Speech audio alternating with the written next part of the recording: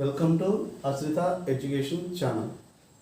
నిన్న మనం వర్షము నదులు పాఠం కొంతవరకు చెప్పుకున్నాం.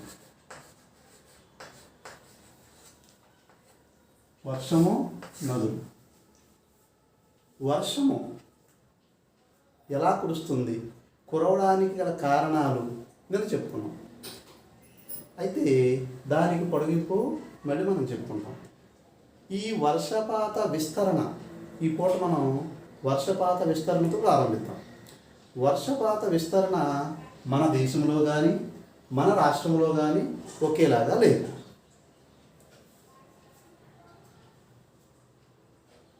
సముద్రం నుంచి ఆవిరైన నీరు మేఘాలుగా మారి గాలి చేత రవాణా చేయబడతాయి అని చెప్పుకున్నాం కదా. ఆ గాలిని మనం అరేబియా సముద్రం నుంచి బంగాళాఖాతం వైపు వీస్తూ ఉంటాయి. వీటిని ఋతుపవనాలు అని చెప్తాం. ఈ ఋతుపవనాలు నైరుతి దిక్కు నుంచి వేస్తాయి కాబట్టి వీటిని నైరుతి ఋతుపవనాలు అన్నాం. ఏమన్నాం? నైరుతి ఋతుపవనాలు. నైరుతి దిక్కు నుంచి మనకి ఇలా వీస్తూ ఉంటాయి కాబట్టి వీటిని నైరుతి ఋతుపవనాలు అన్నాము. ఇవి సముద్రం నుంచి వచ్చిన నీటి ఆవిరి పైకి వెళ్ళి చల్లబడి మేఘాలుగా మారి, ఈ మేఘాలని ఇంకా పైకి వెళ్ళి ఇంకా చల్లబడి నీటి బిందువులుగా మారి వర్షం కురవడానికి రెడీగా ఉన్న వాటిని ఇక్కడ పశ్చిమ కనుమలు. ఇక్కడ ఏముంటాయి? పశ్చిమ కనుమలు. ఈ పశ్చిమ కనుమలు అడ్డుకోవడం వల్ల ఈ వర్షపాతంలో అధిక భాగము మనకి ఇక్కడ ఎక్కువ భాగం ఇక్కడే పడుతుంది. భారతదేశంలో అత్యధిక వర్షపాతాన్ని ఇచ్చే ప్రాంతాలు, భారతదేశంలో అత్యధిక వర్షపాతాన్ని పొందే ప్రాంతాలు రెండు.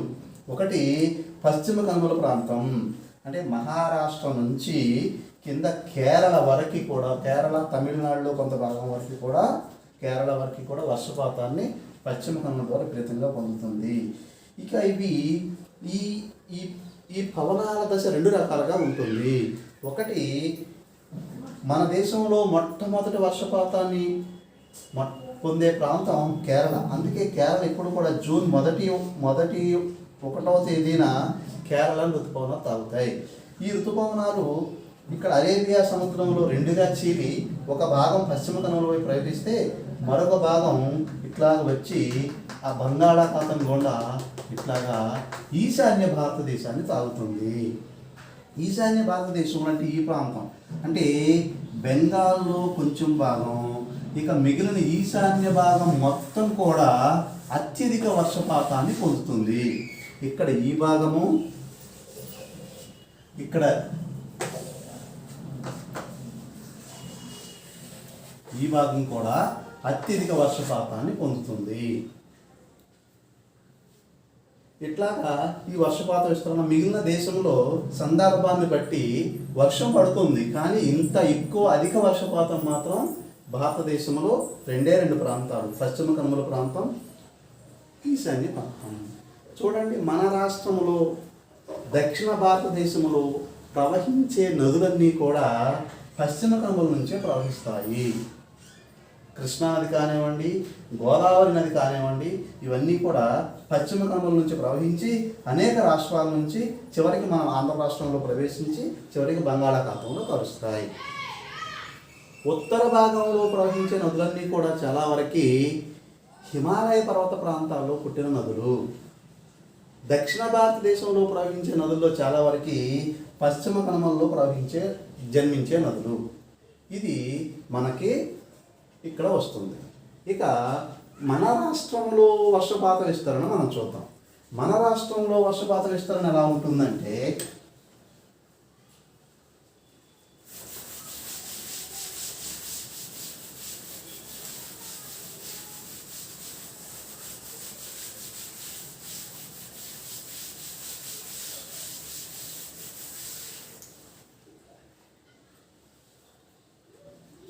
మన రాష్ట్రంలో వర్షపాత విస్తరణ రెండు రకాలుగా ఉంటుంది. ఈ నైరుతి ఋతుపవనాలు మన రాష్ట్రంలో కూడా జూన్ మొదటి వారంలోనే ప్రవేశిస్తాయి. జూన్ మొదటి వారంలో ప్రవేశిస్తూ, ఎందుకని ఈ పశ్చిమ కనుమలు దాటి వచ్చిన ఈ పశ్చిమ కనుమలను దాటిన ఋతుపవనాలు పశ్చిమ కనుమలలో వర్షించి, అంటే అందులో ఉన్న తేమ అంతా పోయిందన్నమాట. ఈ పొడిగాళ్ళు మనకి రాయలసీమలో ప్రవేశిస్తాయి. ఆ తర్వాత ఇవి బంగాళాఖాతం గుండా మళ్ళీ ఇలా ప్రవేశించి ఇట్లు పెడతాయి. కాబట్టి మనకి రాయలసీమలో తక్కువ వర్షపాతం వస్తుంది. నైరుతి ఋతుపవనాల వల్ల మనకంటే కూడా తెలంగాణలో అధిక వర్షపాతం పొందుతుంది. ఇక మే నుంచి అక్టోబర్ ఈ 2 నెలల్లో, ఈ మే టు అక్టోబర్ ఈ మధ్య నెలల్లో నైరుతి ఋతుపవనాల వలన ఆంధ్ర రాష్ట్రంలో కూడా అధిక వర్షపాతం కురుస్తుంది.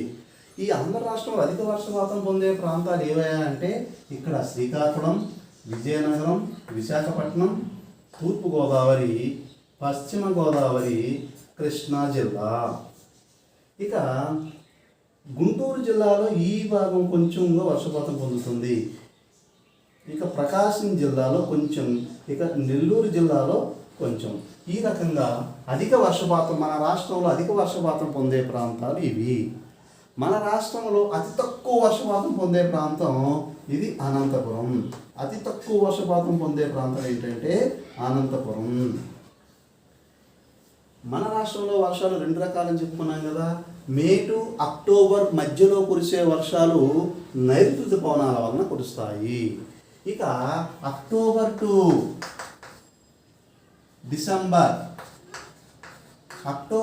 డిసెంబర్ మధ్యలో కురిసే వర్షాలు ఈశాన్య ఋతుపవనాల వలన వస్తాయి. ఇందాక ఏమనుకున్నాం, నైరుతి ఋతుపవనాలు, ఎందుకంటే ఇప్పటి నుంచి వస్తున్నాయి కాబట్టి ఇది నైరుతి దిక్కు కాబట్టి నైరుతి ఋతుపవనాలు. ఈ నైరుతి ఋతుపవనాలు ఇట్లా ప్రయాణించి వాటిలో ఉన్న తేమని వర్ష రూపంలో వర్షించి పొడిగాలు అయిపోయి తిరిగి ఇట్లా వెళ్ళి ఏమవుతుంది, అక్కడ పర్వతాలను తగిలి, హిమాలయ పర్వతాలు ఉంటాయి కదా మనకు ఆ పై భాగంలో, హిమాలయ పర్వతాలను తగిలి మళ్ళీ వెనక్కి, అంటే మనం బంతి ఇస్తామనుకోండి ఏమవుతుంది, ఆ బంతి వెళ్ళినంత దూరం వెళ్తుంది. అక్కడ ఏదైనా గోడ తగిలింది అనుకోండి మళ్ళీ తిరిగి వెనక్కి రివర్స్ అయి వస్తుంది. ఈ నైరుతి ఋతుపవనాలు కూడా హిమాలయ పర్వతాలని తాకి మళ్ళీ అక్కడి నుంచి తిరుగు ప్రయాణంలో ఈ బంగాళాఖాతం గుండా ప్రవహించి తేమని, నీటిని గ్రహించి తిరిగి మనకి వర్షపాతాన్ని ఇస్తాయి. ఇక్కడ జీకే పాయింట్ మనం తెలుసుకోవాల్సింది ఒకటి ఉంది, ఏంటంటే భారతదేశం మొత్తం కూడా అత్యధిక వర్షపాతం పొందే ప్రాంతం, అత్యధిక వర్షపాతం వేటి వలన సంభవిస్తుంది అంటే నైరుతి ఋతుపవనాలు. కానీ నైరుతి ఋతుపవనాల వలన వర్షపాతం పొందని ప్రాంతం ఏది అంటే తమిళనాడు. ఎందుకని ఈ నైరుతి ఋతుపవనాలు 2గా చీలుతాయని చెప్పాం కదా.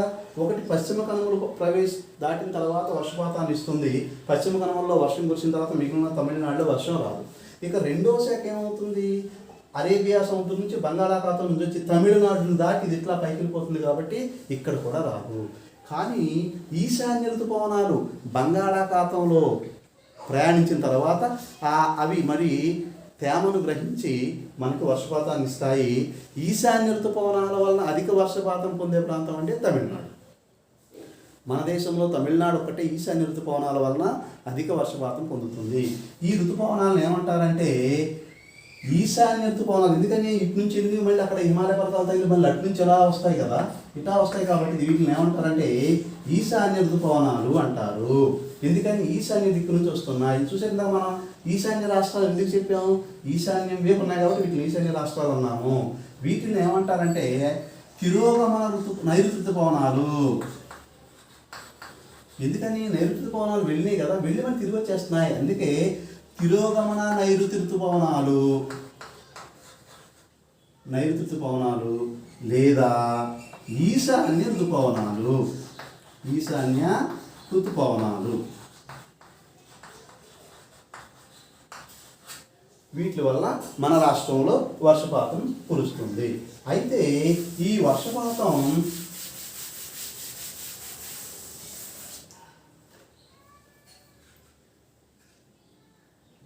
కురవటానికి సముద్రములో ఉన్న ఉష్ణోగ్రతలు కూడా ఒక కారణం. ఇప్పుడు ఉష్ణోగ్రతలు వేసవికాలం నేను చెప్పుకున్నాను కదా, వేసవికాలం తర్వాతే వర్షపాతం రావడానికి కారణం ఏంటంటే వేసవికాలంలో సముద్రం వేడెక్కి సముద్రం నుంచి నీరు ఆవిరై మనకి అధిక వర్షపాతం పొందుతుంది. అయితే ఉష్ణోగ్రతల వలన నీరు ఆవిరై పైకి వెళ్ళి మేఘాలుగా మారి వర్షం కురవడం ఋతుపవనాల వలన సంభవిస్తుంది. మరి సముద్రంలో అల్పపీడనం ఏర్పడడం వలన సంభవించే వర్షపాతం ఉంటుంది. వీటిని చక్రవాత వర్షపాతాలు అంటారు. ఈ చక్రపాత వర్షపాతాల వల్ల ఈ అల్పపీడనం వల్ల ఏర్పడుతుంది. ఈ వర్షం ఎలా ఏర్పడుతుందంటే అల్పపీడనం వలన వచ్చే వర్షాలను తుఫానులు అంటారు. అల్పపీడనం వల్ల వచ్చే వర్షాలను తుఫానులు అంటారు. మనకి ఇన్ని తుఫానులు చూస్తున్నాం మనం. మన రాష్ట్రాన్ని అతలాకుతలం చేసిన తుఫాను మొదట్లో 1977 మన టెక్స్ట్ బుక్లో 1977 తుఫాను గురించి చాలా స్పష్టంగా పేర్కొన్నాడు. ఈ 1977 తుఫాను అంటే బంగాళాఖాతంలో అల్పపీడనం ఏర్పడి ఆ అల్పపీడనం సుడిగాలి పైకి లేచి ఎక్కువ అల్పపీడనం వల్ల వచ్చే వర్షపాతాలు ఏంటంటే ఈ తీర ప్రాంత గ్రామాలు బాగా ఎఫెక్ట్ అవుతాయి. ఇది తీర ప్రాంతం, ఎందుకంటే మన సముద్ర తీరం ఇదంతా కోస్ట్ ఉంది కదా. ఆంధ్రప్రదేశ్కి విస్తారమైన సముద్ర ప్రాంతం ఉంది.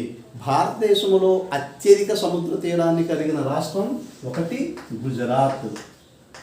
ఇది 1024 కిలోమీటర్ల తీర ప్రాంతం కలిగి ఉంది.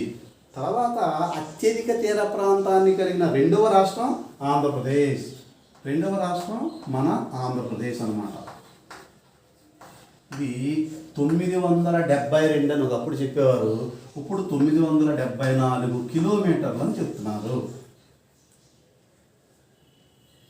ఇక్కడ ఈ సముద్రంలో అల్పపీడనం ఏర్పడడం వలన, అల్పపీడనం అంటే ఏమీ లేదు, పీడనము అంటే గాలి, అల్పపీడనం అంటే ఇక్కడ విపరీతమైన అధిక ఉష్ణోగ్రతలకు ఇక్కడ ఉన్న గాలి మొత్తం కూడా నీటి ఆవిరి రూపంలో పైకి వెళ్ళిపోవడంతో ఆవిరైపోయి పైకి వెళ్ళిపోతుంది. అక్కడ గాలి ఏమీ లేకపోవడం వల్ల అనేక దిక్కుల నుంచి ఇక్కడికి గాలి వీస్తుంది. అనేక దిక్కుల నుంచి గాలి వీస్తుంటే ఇక్కడ ఫోర్స్గా ఉండి అది ఒక రౌండ్గా తిరుగుతూ ఉంటుంది. దీనిని తుఫాను కేంద్రము, సైక్లోనిక్ ఐ అంటాము. తుఫాను కన్ను, సైక్లోనిక్ ఐ అంటారు. చూడండి, మీరు వార్తలు చూసినప్పుడు చూడండి, సైక్లోనిక్ ఐ అని చెప్పి ఒకటి చూపిస్తూ ఉంటాడు మనకి. ఈ వాయుగుండం బలపడినంతసేపు సముద్రం తిరుగుతుంది. ఎప్పుడైతే సముద్రాన్ని ఒడ్డును తాగుతుందో అప్పుడు మనకి వర్షపాతాలు వస్తాయి. ఈ వర్షం వల్ల ఈ సుడిగాలులు పైకి లేచి తీర ప్రాంతాల్లో ఏ ప్రాంతాన్ని తాకిందో ఆ ప్రాంతానికి కొన్ని 100 కిలోమీటర్ల చుట్టుపక్కల విపరీతమైన వర్షాలు వస్తాయి. అధిక వర్షాలతో పాటు ఆ అమిత వేగంతో వీచే గాలుల వలన చూడండి, గంటకి 50 కిలోమీటర్లు ఉండొచ్చు, 70 కిలోమీటర్లు ఉండొచ్చు, 100 కిలోమీటర్లు కూడా ఉండొచ్చు. ఒకసారి సూపర్ సైక్లోన్ 1999లో ఒరిస్సా ప్రాంతాన్ని తాకి విపరీతమైన నష్టాన్ని కలగజేసింది. అక్కడ 150 కిలోమీటర్ల కంటే వేగంతో ఈ గాలులు వీయటం జరిగింది. ఈ గాలుల వలన ఏమవుతుందంటే చెట్లు పడిపోతాయి, కరెంటు స్తంభాలు పడిపోతాయి, ఇళ్ళు పడిపోతాయి. ఇట్లా ఒకటి కాదు, అనేకమైన నష్టాలు జరుగుతాయి. ఈ తుఫాను వల్ల మనకు అనేక నష్టాలు సంభవిస్తాయి. ఏంటది? ఆస్తి నష్టం సంభవిస్తుంది, జన నష్టం సంభవిస్తుంది, పంట నష్టం కూడా సంభవిస్తుంది. ఆస్తి నష్టం, జన నష్టం, పంట నష్టం కూడా సంభవిస్తుంది. ఈ 1977 తుఫానప్పుడు 6 నుంచి 8 కిలోమీటర్ల అలలు లేచి తీర ప్రాంతాలను మొత్తం, అంటే ఇది కృష్ణా జిల్లాలో విపరీతమైన వర్షపాతం వచ్చి దివిసీమ ప్రాంతము, అంటే కృష్ణా నది రెండుగా విడిపడి అక్కడి నుంచి మళ్ళీ సముద్రంలో కలుస్తుంది. ఎక్కడ? పులిగడ్డకు పైన, అంటే విజయవాడ నుంచి 64 కిలోమీటర్లు వెళితే పులిగడ్డ గ్రామం వస్తుంది. అక్కడ కృష్ణానది రెండుగా చీలి అక్కడ నుంచి ఒకటి ఎదురుమణి ప్రాంతంలోనూ ఒకటి హంసలదేవి ప్రాంతంలోనూ కలుస్తుంది. ఈ మధ్యలో ఉండే ప్రాంతాన్ని మనం దివిసీమ అంటారు. ఈ 1977 నవంబర్ 19వ తేదీన ప్రారంభమైంది. ఇక్కడ ఈ తుఫాను వలన దివిసీమ చాలా ఎక్కువగా నష్టపోయింది. సుమారు 100 గ్రామాలు సర్వనాశనం అయిపోయాయి. 9,946 మంది, అంటే సుమారు 10,000 మంది ప్రజలు చనిపోయారు. ఈ 10,000 మంది ప్రజలు చనిపోయారు. ఇంకా విపరీతంగా ఆస్తి నష్టం, ప్రాణ నష్టం. బాపట్ల గ్రామంలో అయితే తుఫాను నీటి అలల తాకిడి నుంచి రక్షించుకోవడానికి కొంతమంది తుఫాను రక్షిత భవనంలోకి ఒక పెద్ద బిల్డింగ్ పైకి ఎక్కారు. 100 మంది ఎక్కడంతో ఆ భవనం కూలిపోయి మొత్తం అందరూ దుర్మరణం పాలయ్యారు. అసలు చెప్పుకోవడానికి విపరీతమైన నష్టం జరిగింది. ఇలా జరుగుతుంది. ఇకపోతే 2014 సంవత్సరంలో హుద్హుద్ తుఫాన్ ఇంతవరకు ఎన్ని తుఫాన్లు వచ్చినా విశాఖపట్నం నగరానికి జరిగిన నష్టం చాలా స్వల్పం. అంటే విశాఖపట్నం నగరానికి తుఫాన్ల వల్ల ప్రమాదం లేదు అని ప్రజలు అనుకుంటున్న సమయంలో 2014 వచ్చిన హుద్హుద్ తుఫాను విశాఖపట్నానికి తీవ్ర నష్టం కలిగించింది. కరెంటు తీగలు పడిపోవడం ఒకటి కాదు, ఇక తుఫాన్ల వల్ల అనేక నష్టాలు. వీటిని మనం ప్రకృతి వైపరీత్యాలు అంటాము.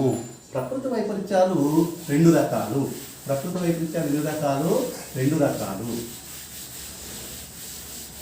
ఋతుపవనాల వల్ల వచ్చే వర్షాలు, విపరీతమైన వర్షాలు వస్తాయి కానీ గాలులు అంతగా ఉండవు. కానీ తుఫానుల వలన వచ్చే వర్షాలకు మాత్రం విపరీతమైన గాలులు వచ్చి అధిక వర్షాలు, అధిక గాలులతో పాటు జనజీవనం స్తంభించిపోతుంది, పంటలు పోతాయి, ఇక ఆస్తి నష్టం, ప్రాణ నష్టం సరే. ఈ రకంగా మనకి ఏమవుతుందంటే హుద్హుద్ తుఫాను విపరీతమైన నష్టాన్ని కలుగజేసింది. ఇక మన రాష్ట్రంలోకి వచ్చి నదులు ప్రకృతి వైపరీత్యాలు అంటున్నారు కదా. ప్రకృతి వైపరీత్యాలు రెండు రకాలు. ఒకటి ప్రకృతి వలన సంభవించేవి, న్యాచురల్ డిజాస్టర్స్ అంటారు. న్యాచురల్ కెలామిటీస్ అన్నా, న్యాచురల్ డిజాస్టర్స్ అన్నా ఒకటే.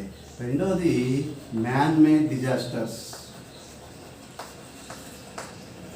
అంటే మానవ నిర్మితం, మానవ కారణం వలన సంభవిస్తాయి. ఈ న్యాచురల్ డిజాస్టర్స్కి ఉదాహరణలు ఏంటంటే తుఫానులు, వరదలు, భూకంపాలు.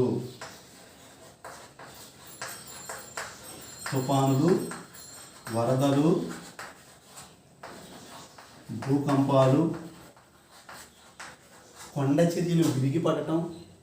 మొన్న ఉత్తరాఖండ్ రీసెంట్గా చూసారా, 2 సంవత్సరాల క్రితం ఉత్తరాఖండ్లో విపరీతం కొండ చర్యలు విరిగి పడటం వలన కొన్ని వేల మంది నిరాశ్రయులయ్యారు, కొన్ని వందల మంది చనిపోయారు. ఇక విపరీతమైన ఆస్తి నష్టం, పంట నష్టం సంభవించింది. ఇవి కొండ చర్యలు విరిగి పడటం ఇలాంటివి అన్నమాట. ఇక మ్యాన్ మేడ్ డిజాస్టర్స్ అంటే యుద్ధాలు, అగ్ని ప్రమాదాలు.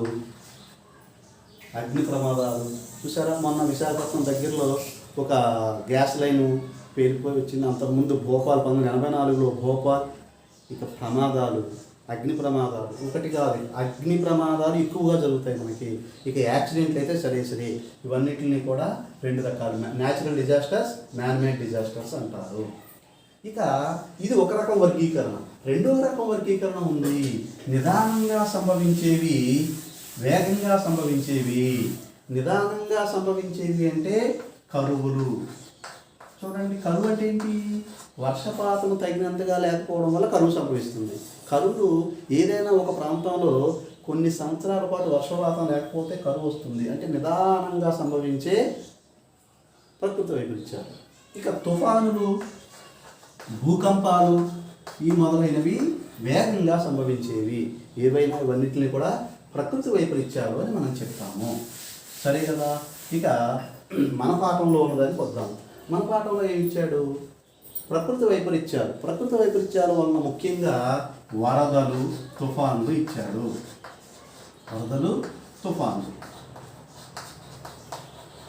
ఈ వరదలు, తుఫాన్ల నుంచి మనల్ని మనం ఎలా రక్షించుకోవాలి? ఇక్కడ 3 రకాలు ఉన్నాయి. ఎందుకని? ఒకటి, ఇవి రావడానికి ముందు, ఈ వరదలు, తుఫాన్లు రావడానికి ముందు, ఈ వరదలు, తుఫాన్లు నడుస్తున్న సమయంలో, ఇక వరదలు, తుఫాన్లు వెళ్ళిపోయిన తర్వాత.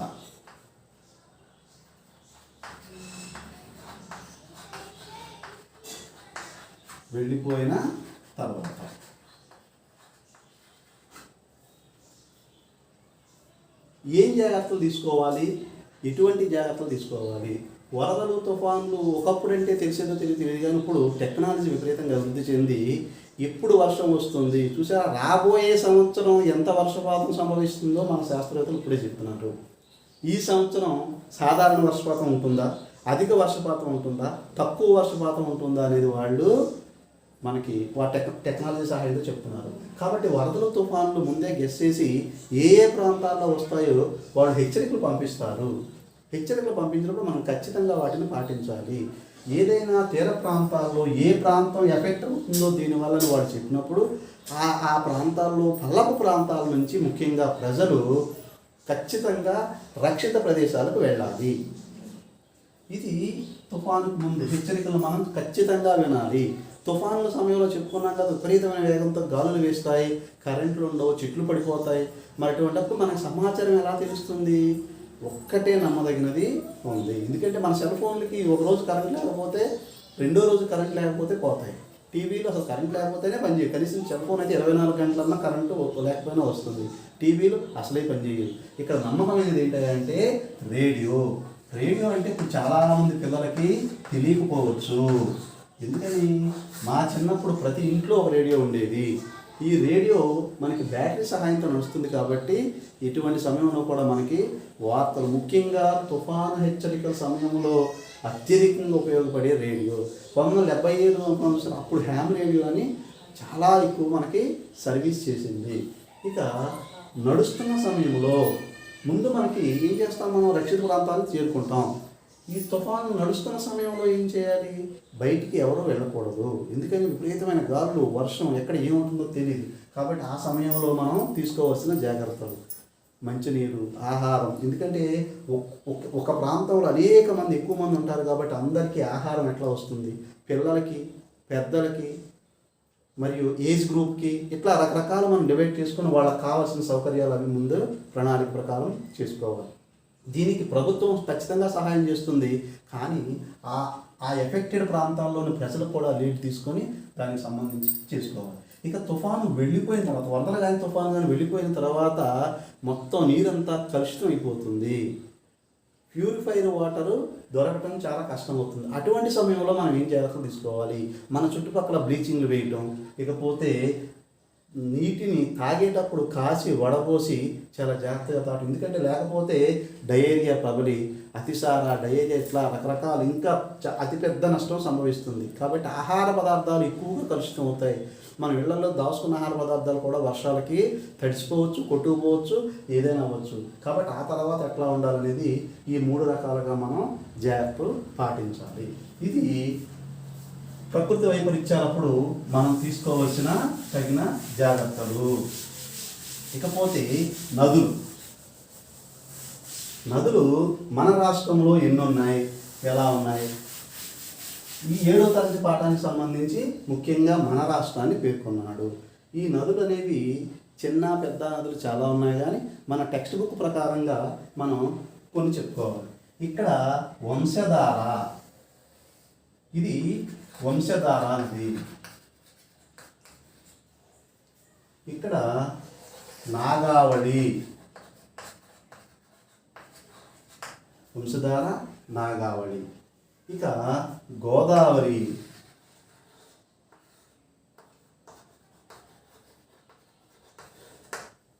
కృష్ణానది,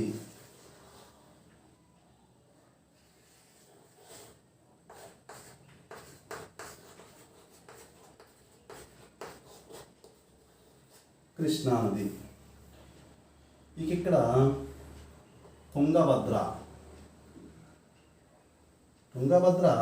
ఇక్కడ నుంచి ఇట్లా వచ్చి ఇట్లా కర్నూలు ఇలా వచ్చి ఇక్కడ కృష్ణానదిలో కలుస్తుంది. ఇది తుంగభద్ర.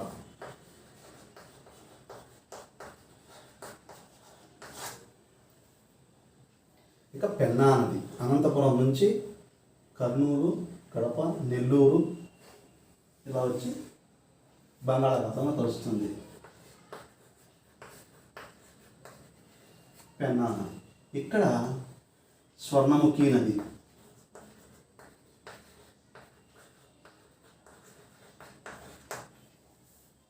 దీనికి ఇక్కడ చిత్రావతి,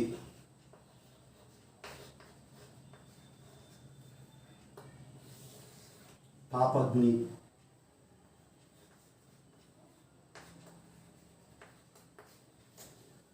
మన టెక్స్ట్ బుక్ ప్రకారం మనకి ఇచ్చిన నదులు ఇవి.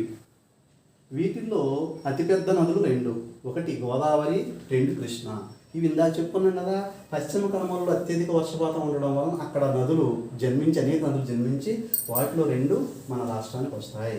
ఈ గోదావరి నది పశ్చిమ కనుమలలో జన్మించి మహారాష్ట్ర, తెలంగాణ వీటి మీదుగా మన ఆంధ్రప్రదేశ్లో ప్రవహిస్తుంది. ఆంధ్రప్రదేశ్లోకి వచ్చి ప్రవేశించిన తర్వాత గోదావరి, రెండు గోదావరి, ఉభయ గోదావరి మధ్య నుంచి రాజమండ్రి దగ్గర మళ్ళీ అనేక పాయలుగా చీలి చివరికి గోదావరిలో కలుస్తుంది.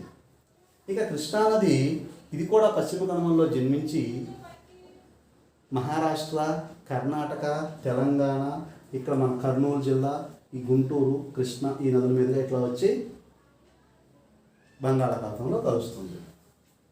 ఇక తుంగభద్ర, ఇది కూడా పశ్చిమ కనుమలలో జన్మించి కర్ణాటకలో కొంత దూరం ప్రవహించిన తర్వాత అనంతపురం బోర్డర్తో ప్రవహిస్తూ కర్నూలు జిల్లాలో సంగమేశ్వరం వద్ద కృష్ణానదిలో కలుస్తుంది. ఇక్కడ మనకు రెండు కాన్సెప్ట్లు వస్తాయి, నది, ఉపనది. అనేక వాగులు, వంకలు కలిసి నదిగా ఏర్పడిన తర్వాత ఆ నది ప్రవహించి చివరికి సముద్రంలో కలుస్తుంది. దానిని నది అంటాము, రివర్ అంటాం ఇంగ్లీష్లో. ఇది కూడా అనేక వాగులు, వంకలు కలిసిన తర్వాత నదిగా మారి ప్రవహించి ఇది సముద్రంలో కలవదు. నది అనేది ఏమవుతుందంటే తిరిగి డైరెక్ట్గా సముద్రాన్ని కలుస్తుంది. ఈ నదులు ఏమవుతుంది, సముద్రంలో కలవకుండా ఏదైనా మరొక నదిలో కలుస్తాయి. వీటిని ఉపనది, ట్రిబ్యూటరీ అంటారు. అలాగే గోదావరికి, కృష్ణానదికి అనేక ఉపనదులు ఉన్నాయి. గోదావరికి ప్రాణహిత, మంజీర, కిన్నెరసాని, ఇంద్రావతి, శబరి, సీలేరు అనే ఉపనదులు గోదావరికి ఉన్నాయి. ఇక కృష్ణానదికి తుంగభద్ర, దిండి, కొయ్యన, భీమ, పాలేరు, ఇట్లాగా వర్ణ, పంచగంగ, ఇట్లా చాలా ఉపనదులు ఉన్నాయి. కృష్ణానదికి ఉన్న ఉపనదులు అతిపెద్ద నది తుంగభద్ర నది. ఈ తుంగభద్ర నదిపై కర్ణాటకలో ఒక ఆనకట్ట కూడా నిర్మించారు. ఈ ఆనకట్ట గురించి మీకు 10వ తరగతిలో వస్తుంది. ఇక పెన్నా నది, ఈ పెన్నా నది కూడా అనంతపురం జిల్లా నుంచి ప్రవహిస్తూ కడప మీదుగా నెల్లూరు జిల్లాలోకి వచ్చి చివరికి ఊట్కూరు వద్ద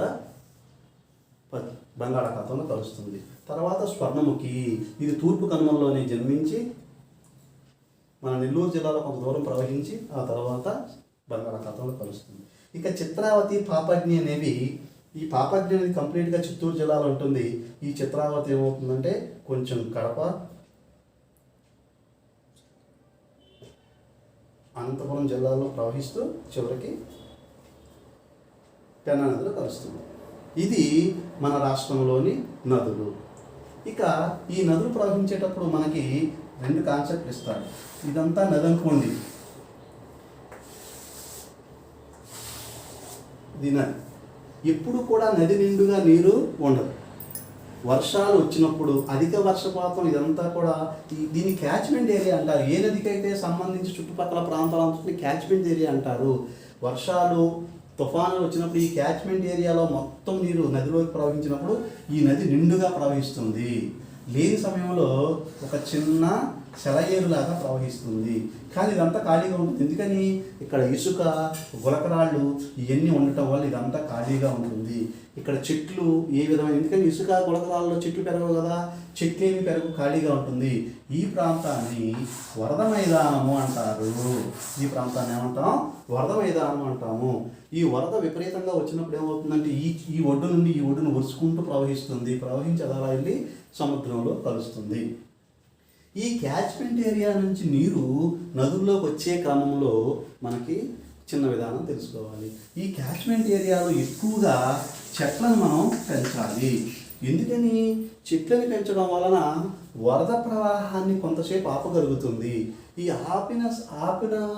ఆపే సమయంలో ఈ నీరు చాలా వరకు భూమిలోకి ఇంకిపోతుంది. ఈ నది చేరే సమయం కూడా చాలా పెరుగుతుంది.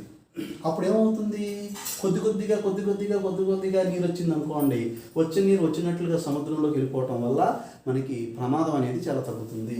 ఎప్పుడైతే మనం ఈ చెట్లు మానవ ఆవాసాలకి కోసం చెట్లు నరికేస్తున్నామో ఇదంతా ఖాళీ ప్రదేశం అవటం వల్ల నీరు చాలా వేగంగా నదిలోకి వెళ్ళటం వల్ల ఈ నదిలో ఎక్కువ ఒకేసారి ఫోర్స్ రావటం వల్ల ఏమవుతుందంటే కట్టలు తెగి లేకపోతే ఆ చుట్టుపక్కల పల్ల ప్రాంతాలన్నింటిని మనం ముంచేయడానికి ఎక్కువ అవకాశం ఉంది.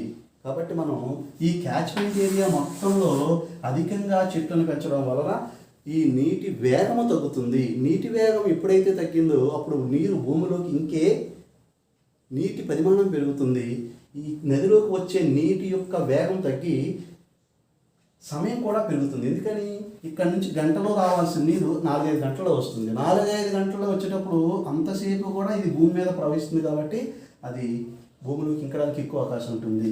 ఇట్లా కాకుండా వెంటనే వచ్చేసింది అనుకోండి, ఈ నదిలోంచి నీరంతా కూడా వచ్చి లోతట్టు ప్రాంతాలను ముంచేస్తూ కట్టలను తెంచేస్తూ ఇక విపరీతమైన బీభత్సం మనకు జరుగుతుంది. మనకి 2009లో చూసారు ఎంత వరద వచ్చింది. గత 100 సంవత్సరాల్లో కూడా ఇప్పుడు అంత వరద రాలేదంట. ఎందుకని ఈ చుట్టుపక్కల క్యాచ్మెంట్ ఏరియాలో చెట్లు తగ్గిపోవడం, వరద నీరు ఒకేసారి పెరిగిపోవడం వల్ల ఇటువంటి నష్టాలు జరుగుతున్నాయి. కాబట్టి మనం ఏం చేయాలి, వీలైనంత వరకు చెట్లను పెంచాలి. చెట్లను పెంచితే మనకి భవిష్యత్ తరాలకి ఆక్సిజన్తో పాటు వరదల నివారణ కూడా ఉంటాయి. ఈ వరదల నివారణ ఇందాక చెప్పుకున్నాం కదా, ప్రకృతి వైపరీత్యాలప్పుడు ఎలా ఉన్నది ఏంటనేది. కాబట్టి మనం అందరం పాటించవలసినది. కాబట్టి ఫ్రెండ్స్, అశ్రిత ఎడ్యుకేషన్ ఛానల్ని సబ్స్క్రైబ్ చేయండి, మరిన్ని అప్డేట్స్ పొందండి.